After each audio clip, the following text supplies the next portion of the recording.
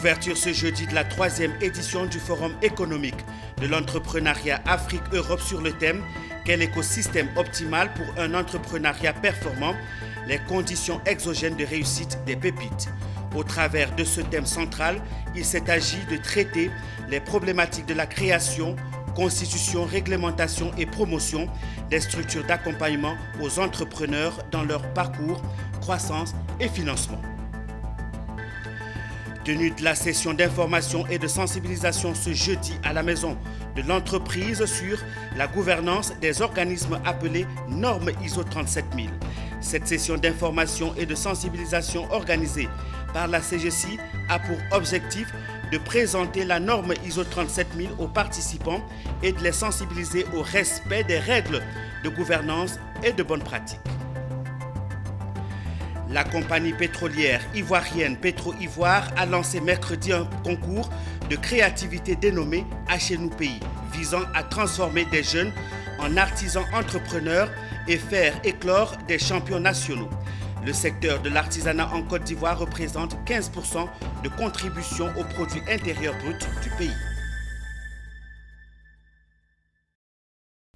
Madame, Monsieur, merci de nous rejoindre dans cette édition complète de l'actualité sur Business 24. L'invité de cette édition est Monsieur Kobena Alomo Emmanuel, écrivain et auteur de l'œuvre Les Secrets de la Paye. Avec lui, nous reviendrons sur le contenu de son œuvre qui parle essentiellement de la rémunération. La 3e édition du Forum économique de l'entrepreneuriat Afrique-Europe, dénommé Indimatch Africa, a débuté ce jeudi 21 avril à Abidjan. Organisée par la structure Daris Conseil, ces journées visent à promouvoir la culture entrepreneuriale auprès de la jeunesse estudiantine et établir un lien entre les structures d'accompagnement et les startups. On en parle avec Walter Kofi et Ezekiel Seri. 2 jours pour faire le tour de l'écosystème entrepreneurial, c'est le défi qui a réuni agences de conseil, bailleurs de fonds, chambres de commerce et porteurs de projets autour de la 3e édition du Forum économique Indimatch Africa. Des journées émaillées de conférences et tables rondes autour de thématiques sur la culture entrepreneuriale. Pour cette première journée, il était question d'apporter des réponses concrètes à la problématique de l'informel en Côte d'Ivoire. Le circuit mis en place par l'État afin de sortir les entrepreneurs de l'informel a été expliqué aux étudiants venus s'imprégner des réalités du monde des affaires.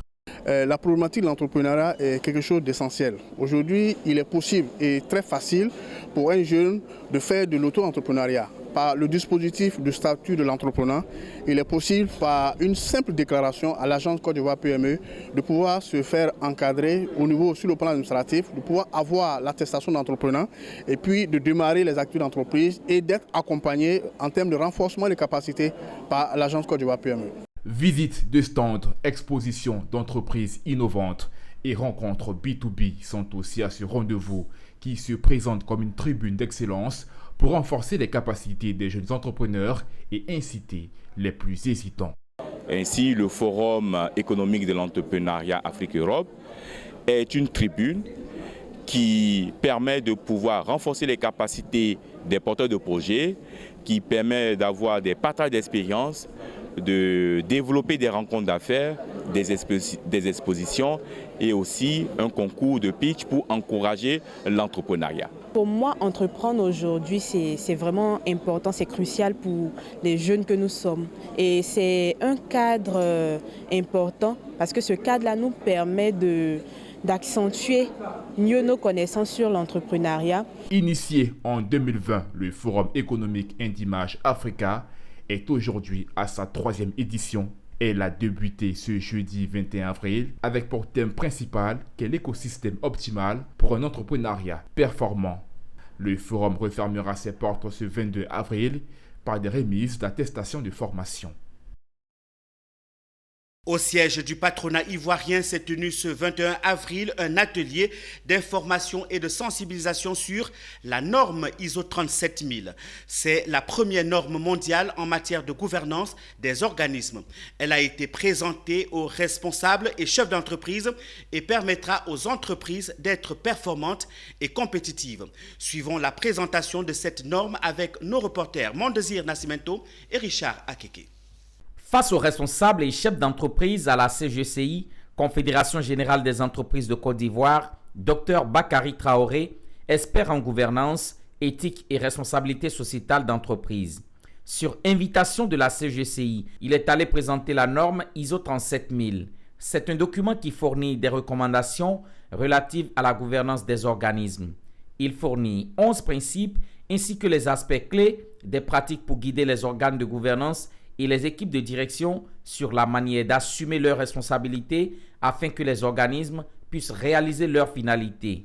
Quant à son champ d'application, il est applicable à tous les organismes, quel que soit leur type, leur taille, leur situation géographique, leur structure organisationnelle ou leur finalité. Il y a effectivement 11 principes dans la norme. Il y en a 5 qui sont considérés plutôt comme les principes fondamentaux d'un principe primaire. C'est la finalité, l'objectif ou la raison d'être.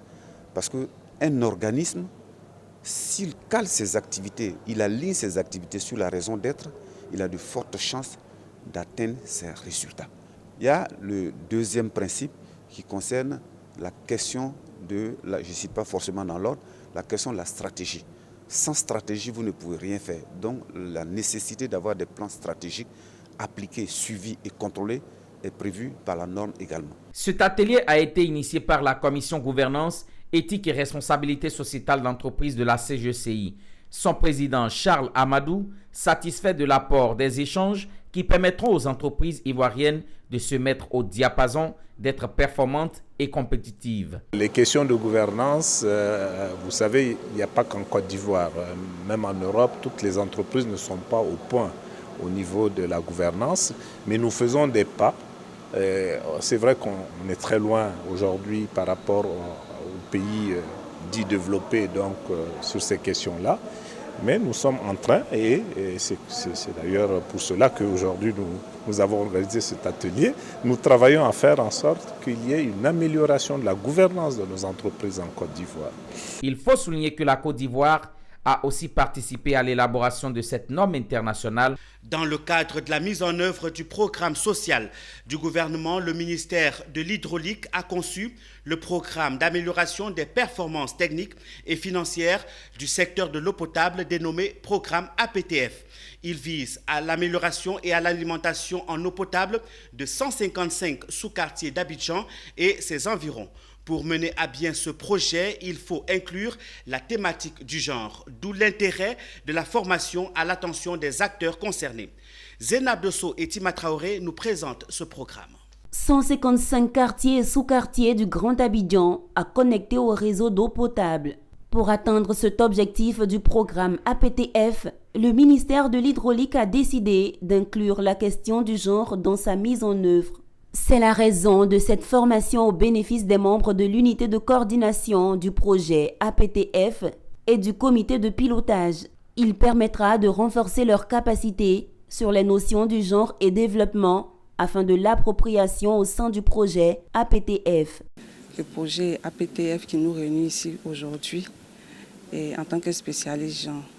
Et donc c'est à ce titre-là que nous avons pu organiser cet atelier-là pour permettre à tous les membres de cette unité de coordination ainsi que les membres du comité de pilotage. La question du genre inclue dans le programme d'amélioration des performances techniques et financières du secteur en eau potable APTF, c'est aussi et surtout de permettre aux femmes de mieux s'organiser et de réduire la pénibilité de leur opération quotidienne. L'eau potable spécifiquement, c'est l'affaire des femmes.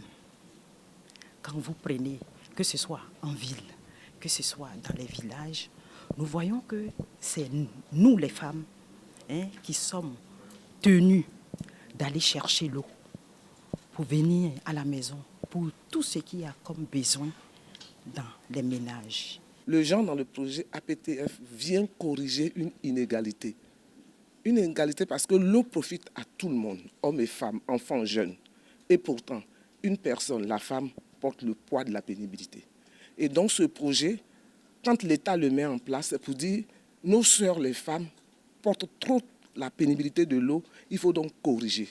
Et c'est ça faire le genre. quand on intègre, il vient soit corriger une inégalité, soit il vient mettre une justice, soit il vient permettre à chacun de se réaliser. Mis en place depuis 2020, le projet Amélioration des performances techniques et financières du secteur de l'eau potable APTF impactera plus d'1 million de personnes.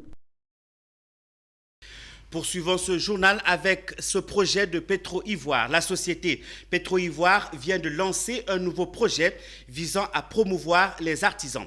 Il s'agit de Achez-nous pays, un projet destiné à vulgariser les produits locaux et permettre l'éclosion des champions nationaux. Pour cette première édition, les 3 meilleurs produits seront récompensés. Pour en savoir davantage, je vous propose de suivre ce reportage que signent Konena Nourgo et Doumbia Ayouba. Avec 245 corps de métier, le secteur de l'artisanat crée environ 5 millions d'emplois et contribue à hauteur de 15% dans le PIB de la Côte d'Ivoire.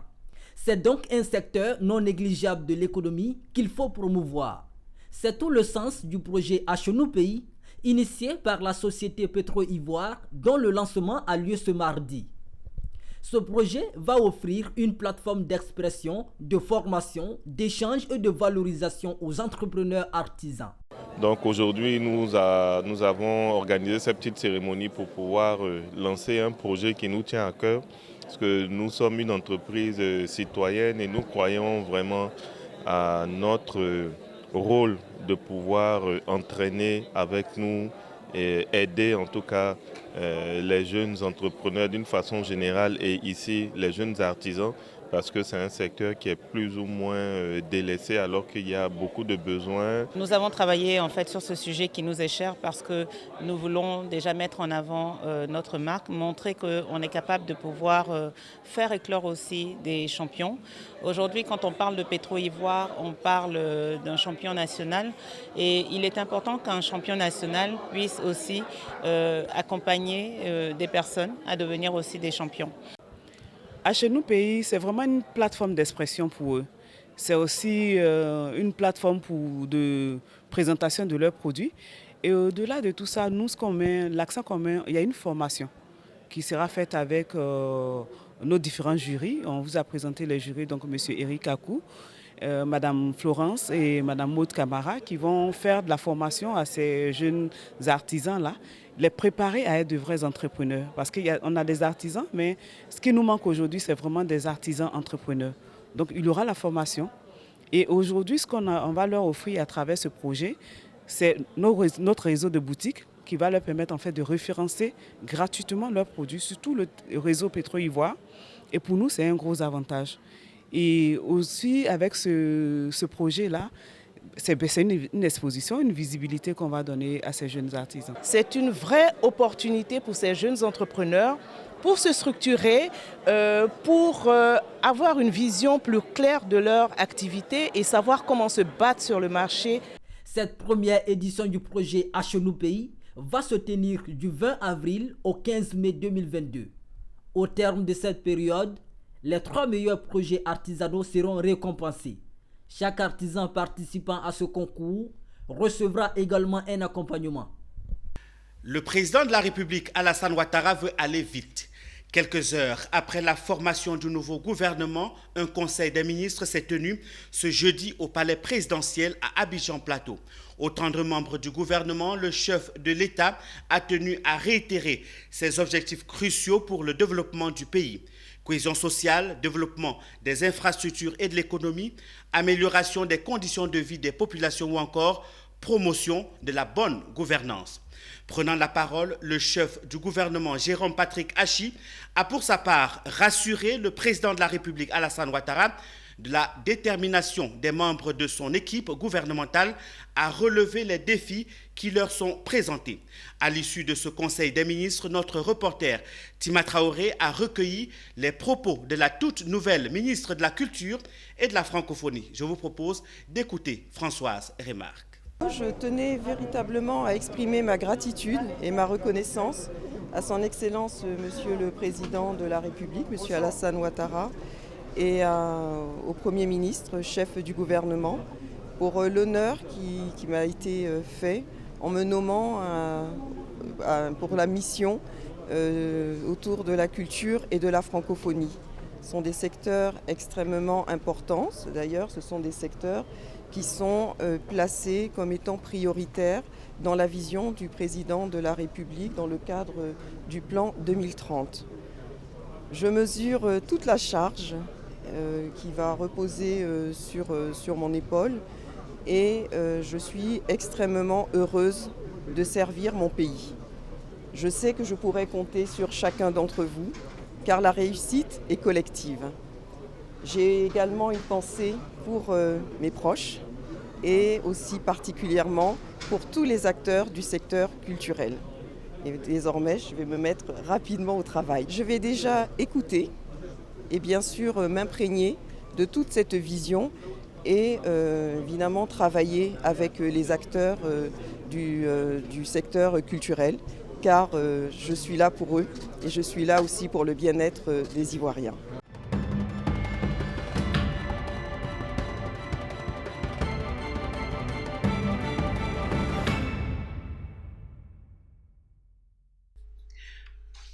L'invité de ce journal est M. Kobena Alomo Emmanuel, écrivain, expert en gestion des systèmes de rémunération. Il a sorti 11 ouvrages, parmi lesquels Stratégie de rémunération et mesures de performance sociale version 1.0 et les secrets de la paye version 5.0.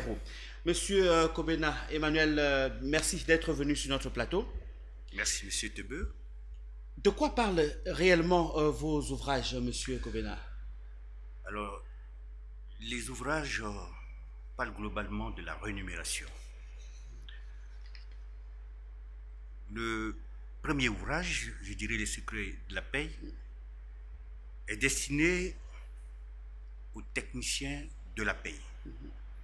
Ces ouvrages permettent d'atteindre un niveau de technicité dans le traitement des congés payés, des heures supplémentaires, des avantages en nature, des allocations inhérentes à la fonction, mais également de gérer avec beaucoup de technicité la question des impôts sur salaire et des cotisations sociales.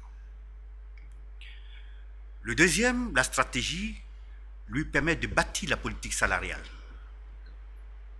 de l'entreprise, le système salarial de l'entreprise. Comment bâtir sa grille des salaires, sa grille des sur-salaires, comment arriver à proposer à l'ensemble des salariés des accessoires des salaires et quel est l'objectif de ces accessoires des salaires qui sont proposés à l'ensemble des salariés de façon à parvenir à un système salarial qui soit fiable mais en même temps qui impacte la motivation des travailleurs. Dans ces deux ouvrages, vous parlez beaucoup plus de rémunération. On aimerait tellement comprendre ce que c'est que la rémunération. Qu'entend-on par rémunération? Alors, de façon générale, la rémunération est l'ensemble des reconnaissances, des formes de reconnaissance offertes aux travailleurs dans le cadre d'une relation d'emploi. Cela laisse penser qu'il y a plusieurs formes de reconnaissance, bien entendu. Mais la forme de reconnaissance la plus importante, c'est le salaire. C'est l'élément tangible, pécuniaire, visible. C'est celui-là même qui rentre dans le porte-monnaie du travailleur. Et c'est pour cela que cette forme de reconnaissance intéresse tous les travailleurs, aussi bien les travailleurs que les employeurs. Parce que celle-là, elle est liée à notre niveau de vie. C'est celle-là qui nous donne suffisamment de consistance après un travail bien fait. Alors, il y a de temps à autre, Monsieur Alomo, le fait que chaque employé prend son bulletin de paie, cache à son collègue, les cache parfois même à la maison, à son épouse. Pourquoi cache-t-on justement le bulletin de paie, de salaire?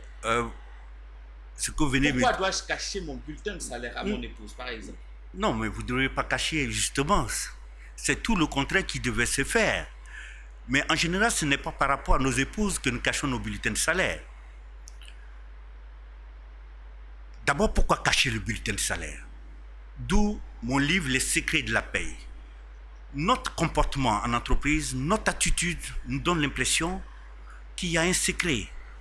Il y a un mystère dans le traitement des salaires. Il n'y a aucun mystère. C'est une expertise comme tout autre, que chacun justement doit en maîtriser la quintessence. Justement, l'ouvrage Les secrets de la paix permet à chacun, où qu'il soit, dans n'importe quelle situation, de calculer convenablement les congés payés, convenablement les différents impôts assis sur le salaire. Parce que vous savez, en termes d'impôts, vous avez l'impôt supporté par les salariés et l'impôt supporté par l'employeur. Bien entendu,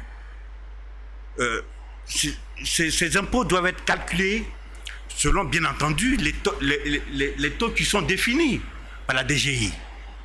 Donc, toute cette technicité doit être maîtrisée par le technicien. Bien entendu, vous n'avez pas que les impôts, vous avez les cotisations sociales avec la CNPS. Les différents taux également doivent faire l'objet de maîtrise des techniciens de la paie. Et c'est pour ça que, pour vulgariser une certaine expertise, nous avons écrit cet ouvrage, Les secrets de la paie.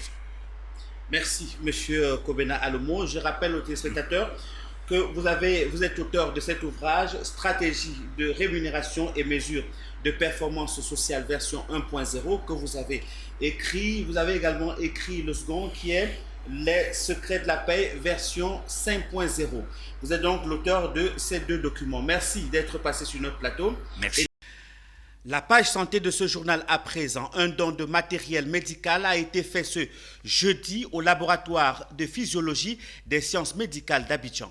Cette cérémonie de remise a été faite par le Programme national de lutte contre le tabac et l'alcool pour une lutte efficace contre les cancers de poumon.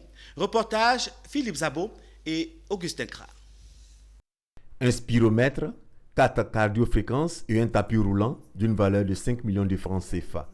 Tel est le montant du don fait par le Programme national de lutte contre le tabac, l'alcoolisme et les autres addictions et reçu par le laboratoire de physiologie et d'exploitation fonctionnelle de l'UFR des sciences médicales d'Abidjan. Matériel capital qui servira à bon escient selon son chef de service. Ce don, il est très important. Il nous fait plaisir. Nous sommes très heureux que le ministère, par le biais du programme national, ait eu une oreille attentive à notre doléance et nous ait permis d'acquérir ce matériel. C'est du matériel important pour nous. C'est le matériel de base dans notre activité de tous les jours. Et dans le cadre précis du tabagisme, c'est du matériel qui va permettre de mettre en évidence chez certaines personnes les effets nocifs du tabagisme. Selon l'OMS, le tabagisme est un problème de santé publique mondial, avec 1 milliard de fumeurs et 8 millions de décès par an à travers le monde, dont 5 000 en Côte d'Ivoire. Aussi, l'équipement de ce laboratoire en matériaux de pointe rend les donateurs heureux dans la perspective de la lutte contre les cancers dus au tabac. D'ailleurs, ils souhaitent que ces gestes fassent tache d'huile. Et parfois, il y a des complications de la consommation dues à ce poison qu'est le tabac qui entraîne des dégâts au niveau du poumon. Donc, des maladies respiratoires naissent. Et là, il faut aller faire des explorations plus fines pour que la personne puisse recouvrer la santé. Vous savez que sans poumon, personne ne peut vivre. Donc je voudrais d'abord remercier et féliciter le directeur coordonnateur du Programme national de lutte contre le tabac qui a eu cette initiative et demander si d'autres efforts peuvent être faits, mais également demander à tous nos partenaires qui ont la possibilité donc d'accompagner ce laboratoire de le faire parce que les besoins sont énormes. Le Programme national de lutte contre le tabac, l'alcoolisme et les autres addictions est un programme du ministère de la Santé. Il est à l'origine des lois anti-tabac en Côte d'Ivoire votées en juillet 2019. Poursuivons avec la religion. À quelques jours de la fin du Ramadan 2022, les musulmans du quartier Paillé ont été soutenus dans leur jeûne par l'entreprise Kenda Afrique. Cette entreprise spécialisée dans la location et vente de véhicules leur a offert des vivres constitués de riz, pâtes alimentaires, sucre et autres à la mosquée Mamadou Fofana de Paillé.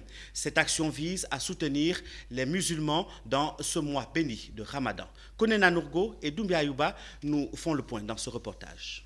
Du riz, du sucre, des pâtes alimentaires, du thé et autres vivres. C'est le don de l'entreprise Kenda Afrique et de son partenaire aux fidèles musulmans de la mosquée Mamadou Fofana de Paillé. Ce don est destiné à soutenir l'imam Adama Ouattara et ses fidèles en ce mois béni du Ramadan. L'objectif du don, c'est déjà le partage en fait. C'est un moment fort pour la religion musulmane. Et donc, ils sont en plein jeûne. Donc, on vient soutenir les imams par rapport au jeûne en fait. Les donateurs ne sont pas à leur première action sociale. En effet, Kenda Afrique, entreprise spécialisée dans la location et la vente de véhicules, a décidé de faire du social son cheval de bataille. L'action est initiée depuis le début de Kenda Afrique. Kenda Afrique est l'agence de location de voitures qui a débuté en 2016 et dont la première action a été menée en 2016 déjà dans un orphelinat. Et en 2017, on était dans cette même mosquée, toujours à la même période, pour toujours partager, soutenir la religion. Je pense qu'en étant partenaire avec Kenda d'Afrique, nous devons nous investir, nous participer. Heureux de réceptionner ce don, l'imam a traduit sa reconnaissance aux donateurs et invoqué Allah en leur faveur. Ça fait deuxième édition si je ne me trompe pas.